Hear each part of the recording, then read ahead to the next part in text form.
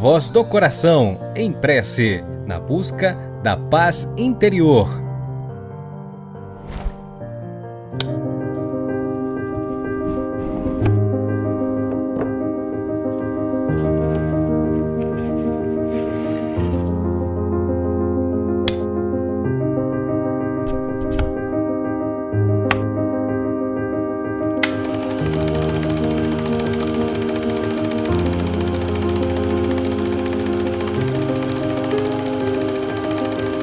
Do livro Alma e Vida, Maria Dolores, psicografia de Francisco Cândido Xavier.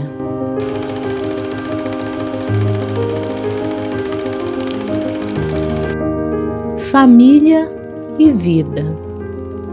Família é o ponto de encontro que a vida em si nos oferta, para a conta viva e certa do que se tem a fazer.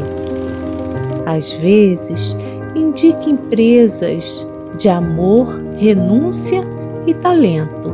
De outras, é o pagamento de débitos a vencer. No lar, ressurgem afetos, dedicações incontidas, riquezas em luz de outras vidas, no tempo a se recompor. Mas também, dentro de casa, é que o ódio de outras eras abre feridas austeras, reconduzindo ao amor. Vemos pais largando os filhos com desprezo e indiferença, e os filhos em turba imensa, combatendo os próprios pais. Parentes contra parentes, lembrando aversões em brasa, unidos na mesma casa, sob direitos iguais. Se sofrimento em família é o quadro em que te renovas, tolera farpas e provas, aceitando-as tais quais são. Não fujas, suporta e avança, seja tolerância aonde vais. Segurança pede paz, e a paz é luz do perdão.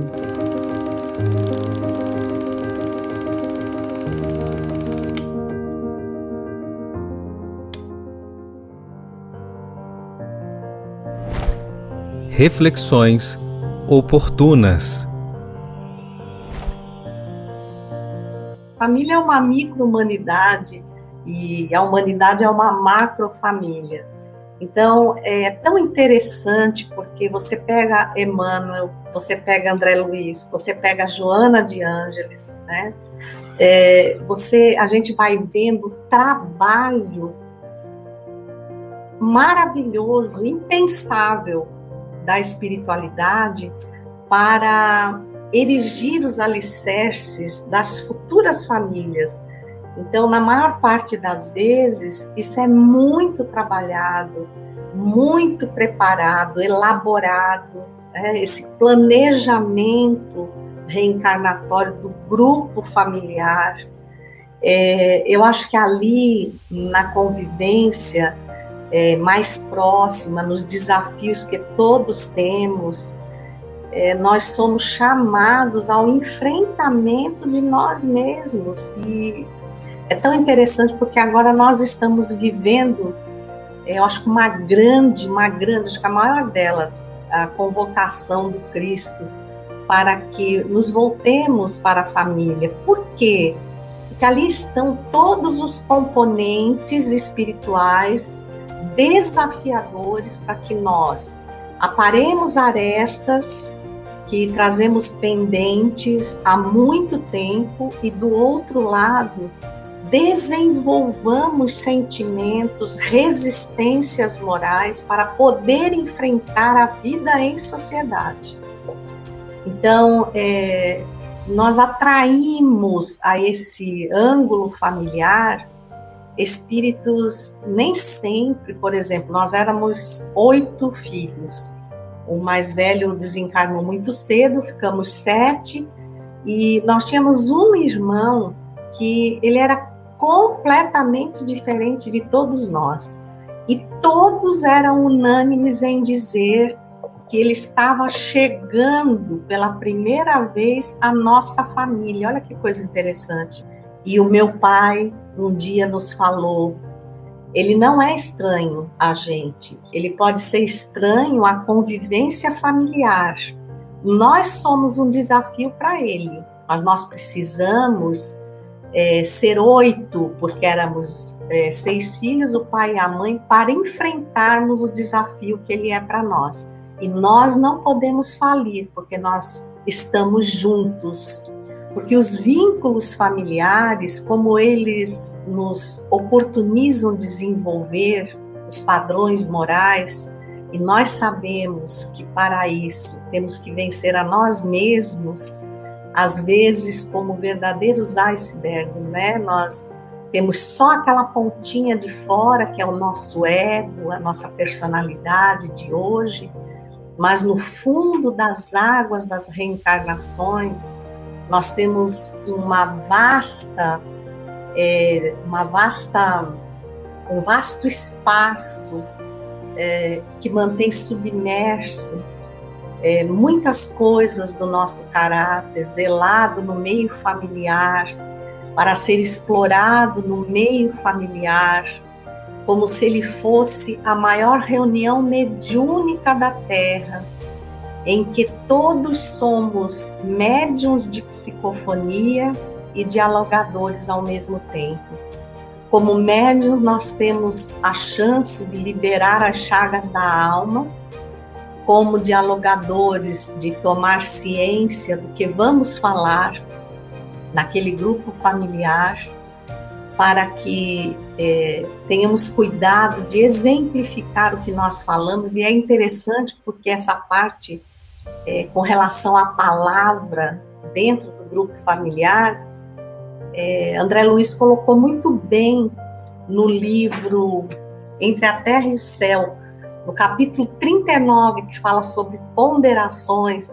Ele fala do valor da palavra dita no grupo familiar. Então, eu acho que é a maior reunião mediúnica da Terra, onde somos, em momentos alternados, médiuns de psicofonia, médiuns de sustentação o tempo inteiro, e encarregados de não atacar, não acusar, não denegrir, aprender a respeitar e aprender a se tornar exemplo para ter validade aquilo que for falado. Se os benfeitores espirituais investiram não sei quanto do tempo deles, não sei quanto, nem quantos eles são, para criar a estrutura familiar em que nós viemos situados, eles não fariam nada que não valesse a pena.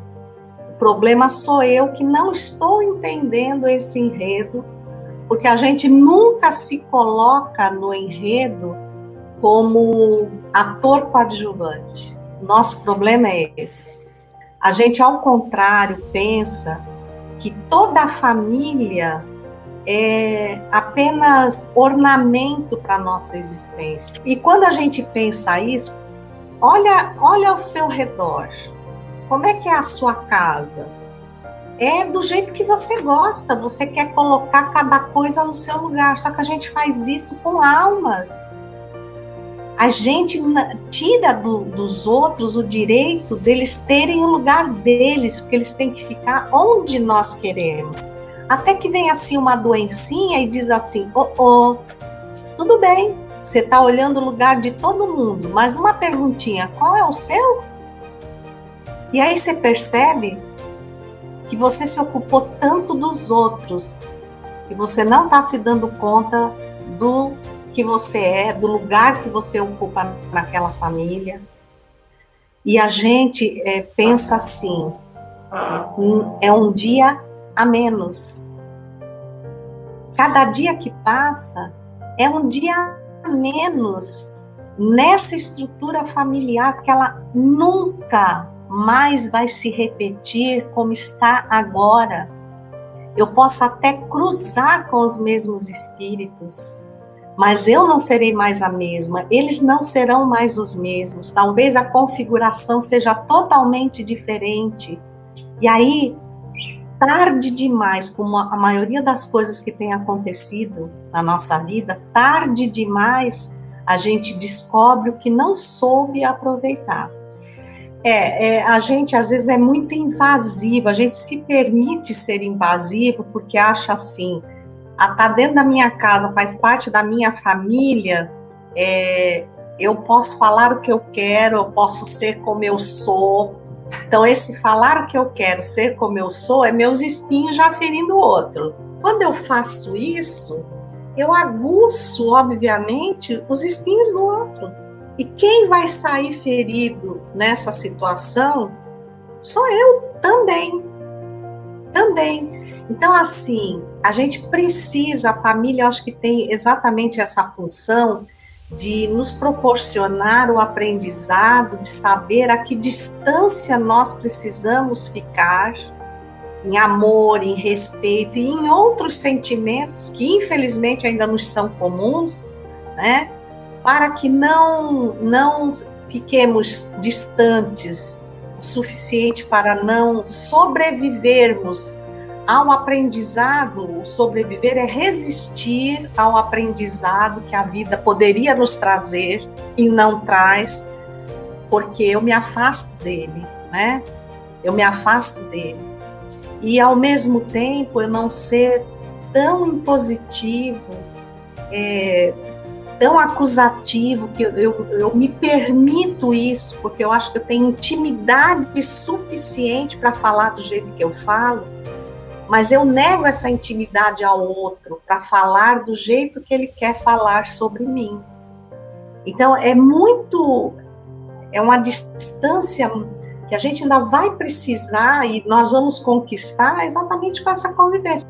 Num mundo de provas e expiações, onde habitam em sua maioria, né, salvaguarda aqueles que vieram nos alavancar a evolução, espíritos imperfeitos, o que eu vou encontrar fora da minha casa é o que tem dentro da minha casa, uma potência infinita.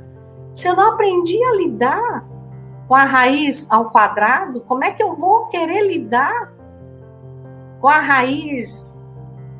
Então ele disse assim, olha, a humanidade, a micro-humanidade, é aqueles espíritos que você sabe o nome, sabe onde moram e conhece mais de perto, mas eles são o fronte, onde você vai ser treinado, né?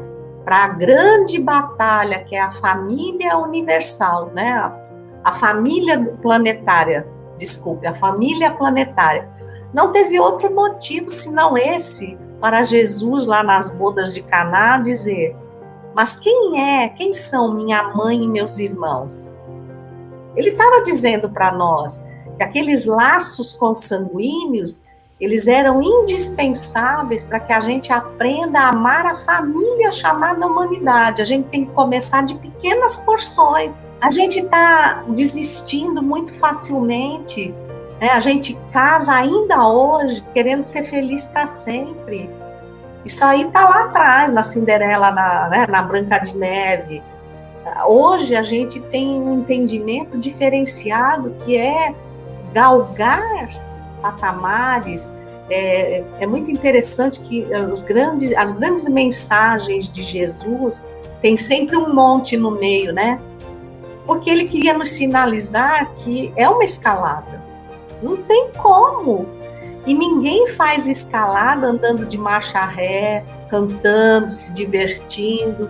A gente faz esforço, às vezes muito maior do que as nossas forças, porque eu tenho um caminho, ou eu me esforço para subir, ou eu me deixo rolar para baixo. Essa afetividade, esse sentimento de rejeição, a pessoa acredita que colocar no mundo e ser o mantenedor, já por si só, faz com que ele cumpra a responsabilidade a que ele está vinculado. E aí a gente vai lá no Livro dos Espíritos, né? Eu até gozado que eu abri essa pergunta hoje, pode-se considerar a paternidade como missão? Na pergunta 582. a gente coloca a falência, né, se a gente não conseguir administrar isso, uma falência, é meio que ainda o ranço das religiões do passado, que não tem o meio termo, né? Ou você vence e vai para o céu, ou você é derrotado e vai para o inferno, né? Nós, não importa, gente, a gente não veio para vencer, a gente veio para fazer uma parte. Então, que a gente possa fazer uma pequena parte, não importa, mas que ela seja feita com amor, com dedicação. Não tem problema, a gente recomeça lá na frente. O que a gente não pode é parar ou desistir. A gente não deve fazer isso. Então, é óbvio que se existe uma rejeição, existe uma razão. Envolvendo esses espíritos, que a gente nunca vai saber claramente quem tomou esse ou aquele lugar, quem foi o pivô, quem não foi. Também não interessa. São reajustes de ambas as partes.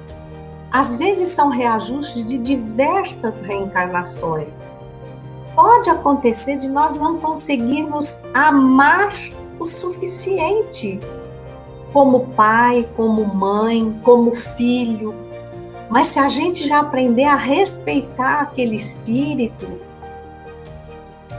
já foi uma parte maravilhosa, sem céu e sem inferno, só com o caminho a seguir, né? Eu acho que é a história do tapete, né? Que a pessoa começou a bordar um tapete, mas era um tapete gigante. Aí o discípulo que chegou, pegou o tapete num pedaço, viu um tanto dele pronto, olhou e disse, mas eu não vou conseguir fazer esse tanto que você está me dando. Ele falou, mas quem disse que eu estou confiando o tapete todo a você? É só para você fazer a sua parte. Porque um dia, todos nós iremos nos amar. Essa é a grande fatalidade. Pode não ser hoje. Pode não ser hoje, porque a gente vê assim, eu sou rejeitada, então eu sou um mau espírito, a gente não diz, eu devo ter jogado a lança no Cristo. Por quê? Porque eu me vejo assim, com tantos gravames, eu não vejo o que é bom em mim. Mas você pode não ter sido chamado para pagar, que ainda tem essa coisa do pagar. Você pode estar sendo chamado para testemunhar. Olha que lindo, como muda tudo. É a forma de olhar. Aqueles 2 pacientes que estavam no quarto, né? O que estava praticamente tetraplégico, a enfermagem colocou próximo da janela. O outro veio, fez uma cirurgia extensa, e estava no leito próximo da porta, e tinha raiva porque o outro estava perto da janela e dizia, tudo que via lá fora, um jardim lindo, árvores frondosas, pássaros, flores, crianças brincando na praça, e cada dia que passava o outro ficava mais revoltado, até que aquele que estava próximo à janela desencarnou. Ou seja, teve alta do hospital. E aquele revoltado ainda estava doente, precisava ficar no hospital. Aí ele pediu para a enfermeira, dá para me trocar de leito? Eu não quero de novo ficar aqui e ouvir um cidadão falando tudo que ele vê lá fora. E aí a enfermeira trocou. Qual não foi a surpresa dele, que não existia nada do que o outro falava, só tinha um muro. Agora ele estava profundamente infeliz, porque ele não tinha mais aquela pessoa que lhe falava de flores, de crianças, de pássaros. Ele vivia com uma realidade que ele percebeu que não era capaz de transformar como o outro fez no sofrimento, alcançando a sabedoria. Então, o sofrimento, ele nos desafia a alcançar a sabedoria, mas nos permite a escolha de permanecer na ignorância, é o livre-arbítrio. Eu só queria deixar para me despedir uma única palavra, que vai resumir o que a gente vem aprender com a família. A gente chega cheio de desafios e deveríamos partir olhando para cada um que nos honrou com a sua presença, que foi nossa mãe, nosso pai, nosso irmão, nosso cônjuge, nosso filho, que teve a coragem de partilhar a vida conosco, que nos deu mais uma chance e dizer assim, ne o que ave. Nunca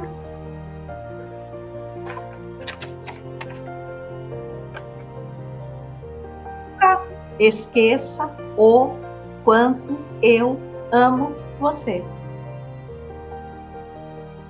Então, nunca esqueçam o quanto eu amo vocês. Família espírita, família da terra, muita gratidão a essas pessoas que se aproximaram de nós e que longe ou perto, mais dia menos dia, nós vamos descobrir que acima de todos os laços consanguíneos, nós estamos tendo a oportunidade de construir laços de luz, porque nós somos a família do Cristo.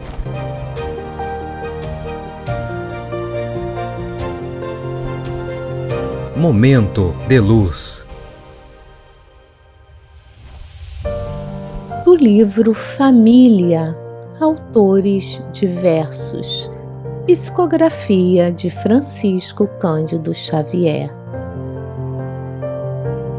Moldada em dor e prazer, família é um campo a transpor, no qual se deve aprender as grandes lições do amor. Múcio Teixeira.